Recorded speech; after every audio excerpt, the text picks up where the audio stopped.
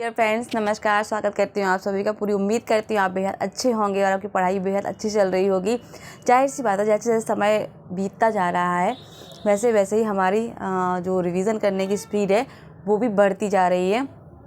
साथ ही एक डर भी सता रहा है, क्योंकि ह्यूमन बीइंग्स हैं तो दिमाग में नेगेटिव एंड पॉजिटिव दोनों थॉट्स चलते हैं। किसको लेके? हमारे चयन की प्रक्रिया को लेके, कि हम जिस रफ्तार से पढ़ रहे हैं, हम जितनी मेहनत कर रहे हैं, क्या होगा। कहीं ना कहीं एक मन में ये बात आ जाती है। हालांकि मैं हमेशा ये कहती हूँ कि हमें इन बारे में सोचना ही नहीं, हमें पॉजिटिव रहना, सकारात्मक रहना है। चीज़ों पर अभी इधर ध्यान नहीं देना है कि क्या होगा क्या नहीं होगा। इतना ध्यान देना है कि हमें अभी करना क्या क्या क्या क्या छूट रहा है, मेरा क्या पोर्शन छूट रहा है, क्या मुझे कवर करना है।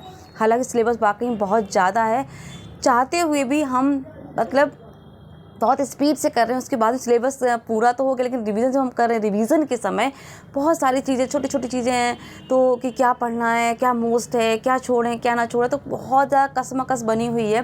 तो यहाँ पे क्या मोस्ट है, क्या पढ़ना है, किस पर ज़्यादा फोकस करना है। तो मुझे ये लगता है कि एग्ज़ाम टाइम में हर एक पार्ट्स अपने आप में बहुत ज़्यादा महत्वपूर्ण है। चाहे वो व्याकरण हो, काव्य शास्त्र हो, आपका भाषा विज्ञान हो, हिंदी साहित्य हो, गद्य विधाएँ हों, जितनी भी रचनाएँ हों, हर एक अपने आप में बहुत महत्वपूर्ण है। खासकर 2021 का पेपर देखकर हम किसी भी चीज़ को हल्के में नहीं ले सकते।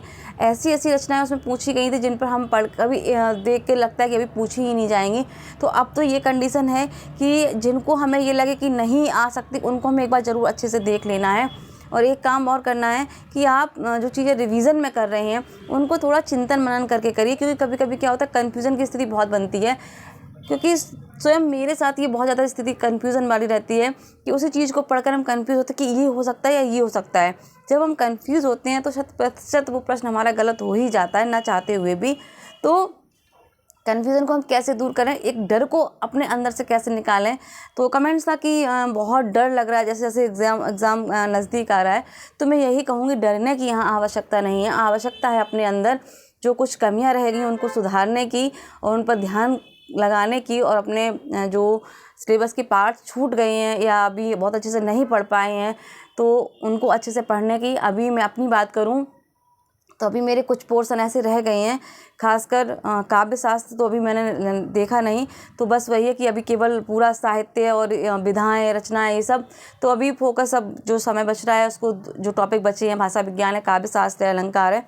क्योंकि व्याकरण का एक अच्छा खासा मात्रा में व्याकरण आता है, लगभग 50 से 60 नंबर का। तो भाई उस पर फोकस करना, यानी कि पहले आप साहित्य, मेरे हिसाब से पूरा साहित्य अच्छे से, जो भी रचनाएं हैं, विधाएं, उस पर फोकस करिए। उसके बाद व्याकरण पर फोकस करिए, क्योंकि ये दोनों पोर्शन ऐसे हैं इनमें सबसे ज़्यादा पूछा जाता है। लगभग 100 प्रश्न तो हमारे इन्हीं से बन जाते हैं।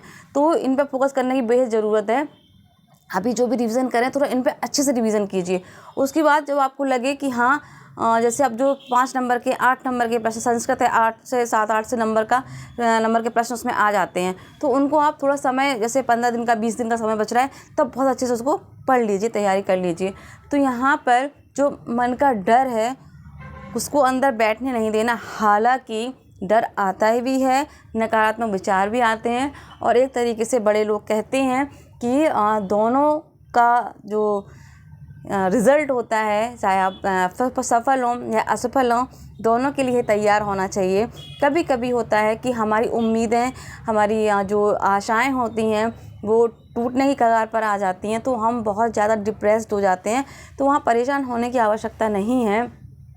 हो सकता है कहीं ना कहीं हमारी कमी में ही, हम में ही कमी रह गई हो, तो फिर से उसको सुधार करने की, यानी मैं यहाँ ये कहना चाहती हूँ कि आप दोनों स्थितियों को झेलने के लिए तैयार हमें रहना ही चाहिए।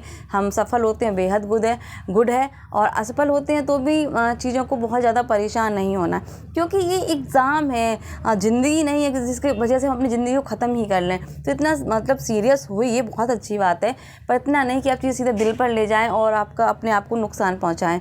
तो इतना बिल्कुल भी मत करिए। तो यहाँ पर बस मज़े से पढ़िए और इन्जॉय करके पढ़िए। चीज़ों को, बोरियत और चीज़ों को अपने ऊपर हावी मत होने दीजिए। धर्मवीर भारती ने कुछ चीज़ कही थी कि जब चीज़ें हमारे ऊपर हावी होने लगती हैं उनको एंजॉय खूब करिए, लेकिन जब वो हावी होने लगती हैं तो हमें उनको दमन भी करने की शक्ति होनी चाहिए। तो बस वही कोशिश करनी है कि कोई भी चीज़ें अपने ऊपर हावी नहीं होने देनी है, चाहे वो डर हो, चाहे वो किसी भी चीज़ का, किसी भी तरह की कोई समस्या हो। तो यहाँ पर कोशिश ये करिए कि अपने चीज़ों को स्वयं से बेहतर करने का बस प्रयास करिए। आपके प्रयास में कोई कमी नहीं होनी चाहिए। बाकी जो ईश्वर ने सोच रखा होगा अच्छा ही होगा, तो इसके साथ डरना नहीं है, बिल्कुल भी परेशान नहीं होना है। जिस गति से आप पढ़ रहे हैं उस गति से निरंतर पढ़िए। कंसिस्टेंसी बहुत ज़रूरी है। यदि कभी कभी गैप हो जाता है तो उस गैप को दुगनी रफ्तार से भरने का प्रयास भी करिए। तो बस अब जो समय बचा है उसमें हम रिवीजन ही कर रहे हैं, चीज़ों को समझ रहे हैं, एनालाइज कर रहे हैं। तो आई होप कि आप सब भी बहुत अच्छे से कर ही रहे हैं। तो बस प्रार्थना है ईश्वर से कि हम सभी सफल होंगे। अच्छे से तैयारी करते रहिए, स्वस्थ जरूर रहिएगा और मन से पढ़िए, चिंतन करिए, मनन करिए। ख्याल रखिएगा अपना। वाणी को दूंगी विराम। नमस्कार। जय हिंद, जय भारत।